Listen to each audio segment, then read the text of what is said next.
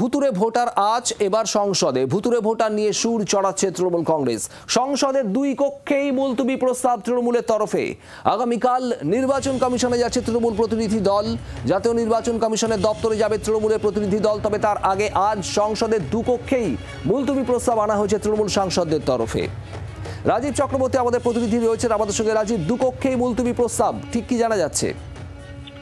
দেখো, অনেক আগেই আমরা জানিয়েছিলাম যে তৃণমূল কংগ্রেস তারা মুলতবি প্রস্তাব সহ একাধিক প্রস্তাব নোটিশ জমা দিচ্ছে। আজকে সংসদের বাজেট অধিবেশনের দ্বিতীয় পর্ব শুরু হচ্ছে, আর শুরু থেকেই ডুপ্লিকেট এপিক কার্ড নিয়ে সংসদের দুই কক্ষেই সরব তৃণমূল।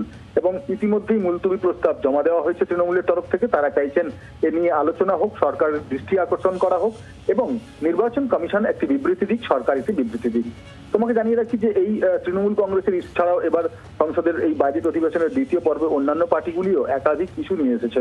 কিন্তু তৃণমূল কংগ্রেসের এই এপিক কার্ড ইস্যুতে অন্যান্য রাজনৈতিক দলগুলি যারা মূলত বিজেপির বিরুদ্ধে রয়েছে তারা সমর্থন দিয়েছে।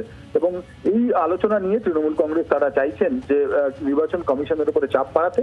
মূলত যে ডুপ্লিকেট এপিক কার্ডের কথা নির্বাচন কমিশন স্বীকার করে নিয়েছে, সেই ডুপ্লিকেট এপিক কার্ড সারা দেশে কত সংখ্যক রয়েছে সেইটি জানতে চায় তৃণমূল কংগ্রেস। নির্বাচন কমিশন ইতিমধ্যেই জানিয়েছে আগামী 3 মাসের মধ্যে তারা এই ডুপ্লিকেট এপিক কার্ড ইস্যুটি সমাধান করবেন। কিন্তু তৃণমূল কংগ্রেস অনড় সংখ্যা জানানোর জন্য সারা দেশে কোন রাজ্যে কত ডুপ্লিকেট এপিক কার্ড রয়েছে তার কারণ এর পেছনে ষড়যন্ত্র দেখছে তৃণমূল কংগ্রেস। বাংলার আওয়াজ, বাঙালির আবেগ, জি 24 ঘন্টা।